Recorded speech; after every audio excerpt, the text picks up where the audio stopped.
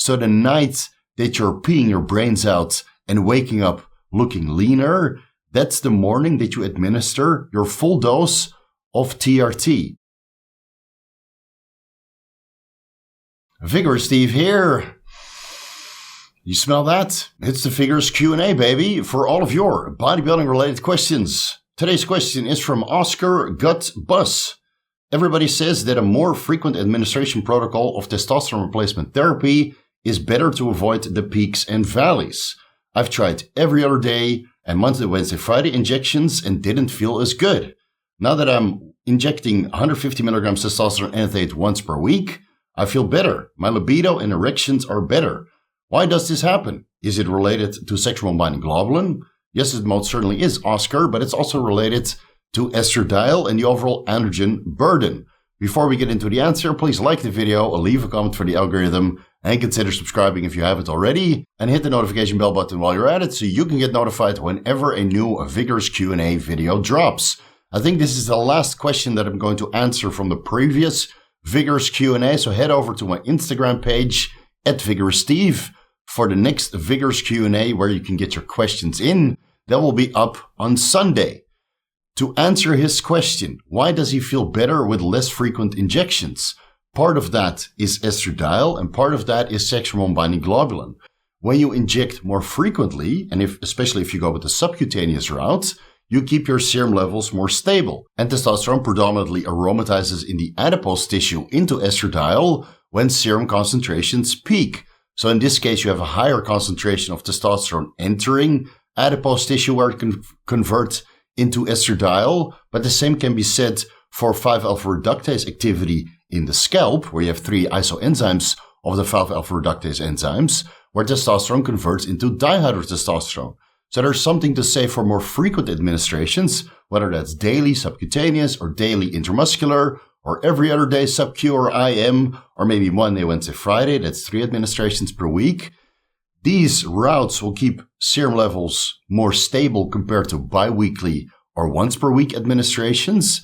But if you don't aromatize that much, or you don't 5-alpha reduce that much, it might be better to administer once per week, preferably on Thursday. I'll explain a little bit later in this video why Thursday is preferred for once per week administrations.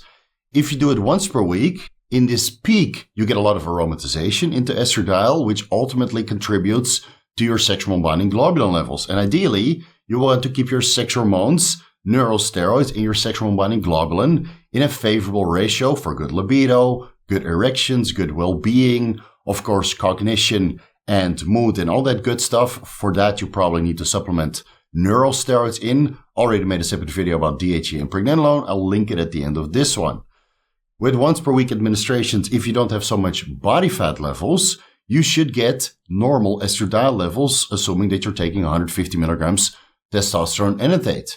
Now, if your testosterone enanthate, like my favorite carrier oil, is in castor oil, you're taking Bayer or Rotex Medica testosterone enanthate in castor oil, you see that the aromatization and the peaks are slightly less compared to a testosterone enanthate in MCT oil. Now, you can alter the pharmacodynamics and the rate at which testosterone enters the bloodstream by going with subcutaneous administration. So that might be a fun experiment for you to run. See which carrier oil and which administration route gives you the best well-being, the best libido, the best erections, the best overall state of anabolism, because the pharmacodynamics and the overall rate at which testosterone enters the bloodstream and how it aromatizes into estradiol and dihydrotestosterone does change somewhat with the carrier oil and the administration route. But it's the administration frequency which alters this more noticeably. So if you're feeling good with a single administration once per week, keep it there. You've already figured it out for yourself. You don't need to adjust anything. All you want to know is the reason why. Testosterone converts into estradiol, testosterone peaks, and then tapers over the duration of the week, at which point you will top off your testosterone levels with another injection. Now, you would assume that you would feel good for maybe 2 or 3 days as your serum testosterone levels peaks and then starts to decline, but this is generally speaking not the case because your testosterone levels are still going to be sufficient at the end of the week. And it's not just your serum testosterone levels which makes you feel good. It's a testosterone and estradiol and dihydrotestosterone that activates certain processes by androgen-mediated or estrogen-mediated gene transcription. And these proteins that contribute to neurotransmitters and whatever else, they stay elevated for several days after this peak has already occurred. So even though your testosterone is peaking and your estradiol is peaking and your dihydrotestosterone is peaking and then tapering off towards the next injection, all of the other anabolic and estrogen-mediated processes have been initiated and stay initiated for several days, if not weeks. That's why when you stop your TRT or stop your cycle, most people would still feel good for about 4 weeks, maybe even 6 weeks in duration, even though serum testosterone, serum estradiol, and serum whatnot are chronically low. Some of the processes that are initiated stay elevated, allowing you to feel good, stay anabolic, stay in a good mood, have somewhat of a favorable libido and some sort of strength when going to the gym, even though when you do your blood work, you're clinically androgen deficient. Happened to me last year when I came off cycle and I noticed that my ACG was bunk.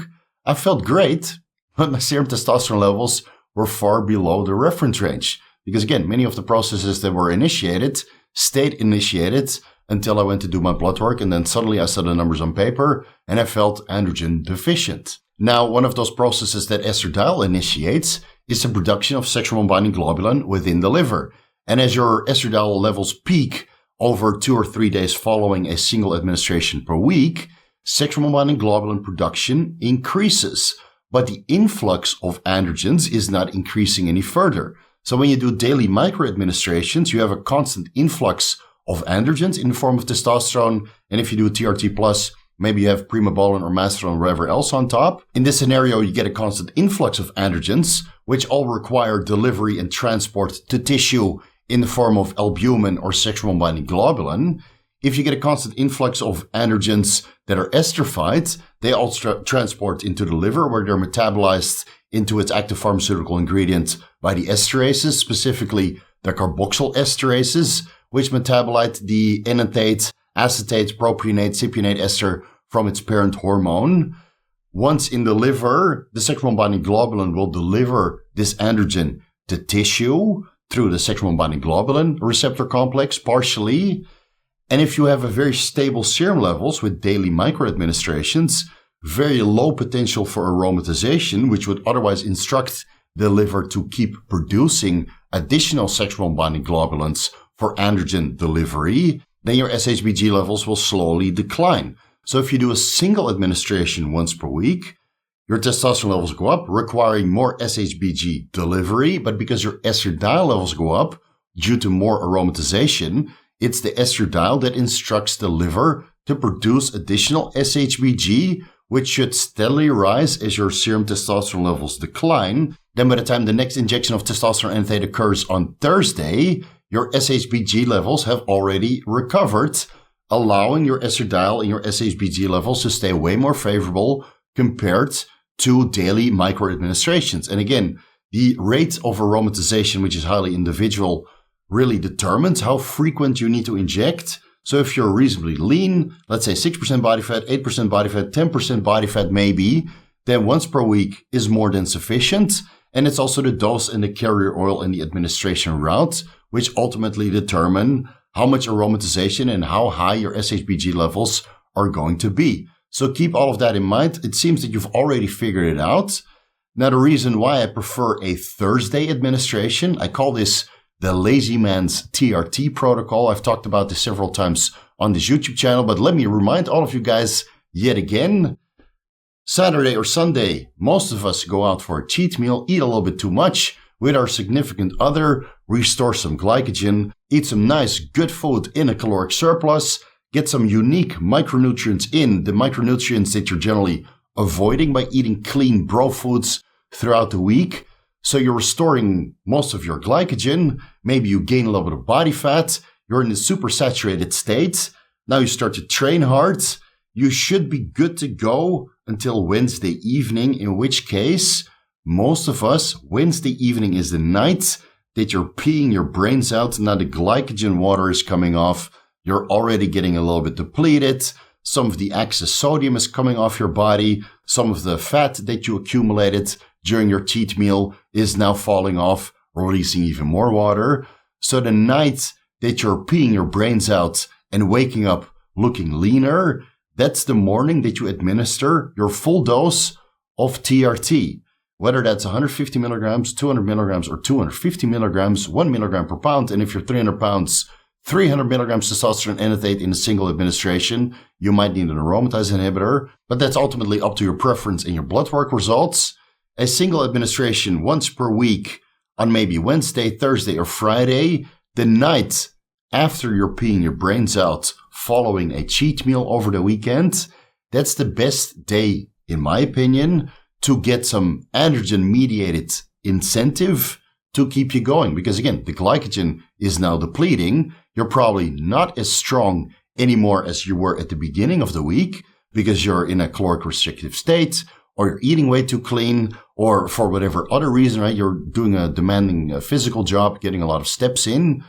On the day that you wake up shredded or leaner by peeing your brains out, that's the day that you administer your single dose of testosterone for TRT purposes or for your cruise dose. And that should keep you going until the next cheat meal. Because again, testosterone and estradiol and dihydrotestosterone levels will peak over the next 2 or 3 days, after which they will taper. And towards the end of the week, you start to notice less androgen-induced incentive to train hard at the gym or to have good libido in the bedroom. Don't worry, it's only a couple more days until the next cheat meal, after which you should start to feel strong and should start to notice more libido. Because again, calories determine strength and determine libido as well. It's not only your hormone panel, it's not only the balance between neurosteroids, sex hormones, and your SHBG. Calories also contribute. Administer your full TRT dose Thursday morning. Have your nice, super chill cheat day with your significant other on Sunday.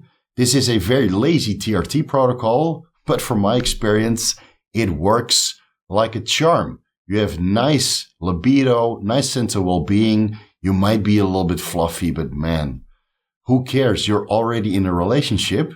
And well, for her, it's too late. All you need to do is maintain some sort of a six-pack so you stay physically attractive. And I really hope that answers your question, Oscar. Thank you guys so much for watching. You can find everything that I'm associated with down below in the YouTube description section. Have a look at some of my sponsors and affiliates. Use those discount codes while shopping online so you can save yourself some money in the process.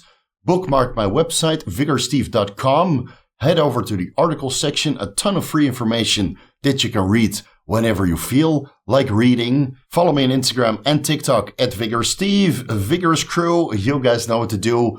Thanks for all of your loyal support, all of your comments, all of your likes, all of your watching, for all of the YouTube videos that I post throughout the week. I feel that the channel is really growing now. I would like to get up to 100,000 subs. I don't think it's going to happen this year, but hopefully next year we're close to 60,000 already. So my sincere appreciation goes out to you guys. The next Vigorous Q&A will be up this Sunday. Get your questions in. And before I forget, a frontal advisor for you guys. Don't expect this on a lazy man's TRT protocol. This is a full-blown cycle of 500 milligrams per week with daily subcutaneous micro administrations.